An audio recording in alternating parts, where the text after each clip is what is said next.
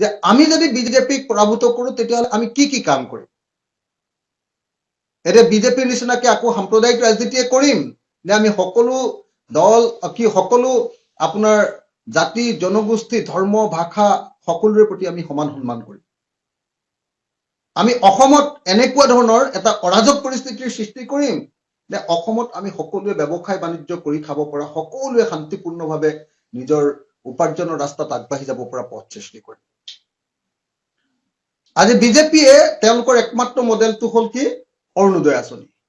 তাৰ বিপৰীতে আমাৰ বিৰোধী ঐক্য মঞ্চই কেনেকৈ আমাৰ গোটেই জাতিটোক আগবঢ়াই লৈ যাম তাৰ এক অমৈহতীয়া কৰ্মসূচী আমি ৰাইজৰ সন্মুখত তুলি ধৰিব পাৰিব লাগিব। সেই গোটেই কথাবিলাক আলোচনা কৰিবৰ কাৰণে মই ভাবো যে আমাৰ বিৰোধী দলবিলাক অচিৰে একলগ হ'ব লাগে, কথা পাতিব লাগে।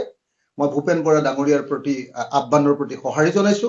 তেখেতে যুদ্ধ বিৰতি শব্দটো কৈছে আৰু ঠিক আছে তেখেতৰ ভাষাৰে কৈছো যে আজিৰ পৰা আনুষ্ঠানিকভাৱে আমি ৰাইজৰ দলে যুদ্ধ বিৰতি আজিৰ পৰা মানি লৈছো, যুদ্ধ বিৰতি কৰিছো কংগ্ৰেছ দলৰ লগত।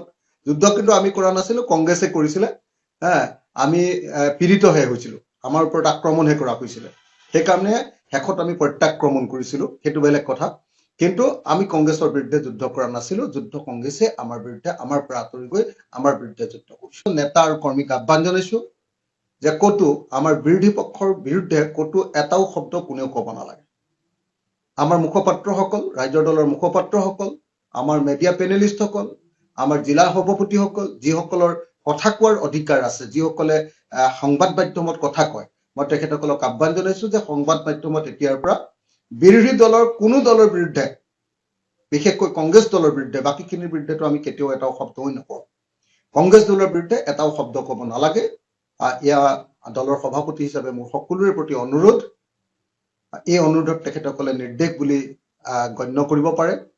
সকলোকে অনুৰোধ কৰিছো যাতে কোনো পধ্যে আমি কংগ্ৰেছৰ বিৰুদ্ধে এতিয়াৰ পৰা আৰু কোনো ধৰণৰ সমালোচনা এতিয়া কৰিব নালাগে। আমি ঐক্যবদ্ধ হৈ 2026ত যাতে সাম্প্ৰদায়িক বিজেপি, ফেচিবাদী বিজেপি, আমাৰ দেশ বিক্ৰী কৰা বিজেপি দল আৰু আমাৰ দেশৰ সকলো বস্তু কেইটামান পুঁজিপতিৰ হাতত তুলি দি আমাৰ গোটেই বস্তুবিলাকৰ মূল্য বৃদ্ধি কৰি দেশৰ জনতাক তছনছ কৰি দিয়া বিজেপি দলক যাতে আমি পৰাজিত কৰিব পাৰো, তাৰ কাৰণে মই সকলোকে ঐক্যবদ্ধ হ'বৰ কাৰণে একদম তৃণমূল পৰ্যায়ৰ পৰা একেবাৰে ৰাজ্যিক পৰ্যায়লৈকে সকলোকে ঐক্যবদ্ধ হ'বৰ কাৰণে আহ্বান জনাইছো যে আমি যদি বিজেপিক পৰাভূত কৰোঁ তেতিয়াহ'লে আমি কি কাম কৰিম।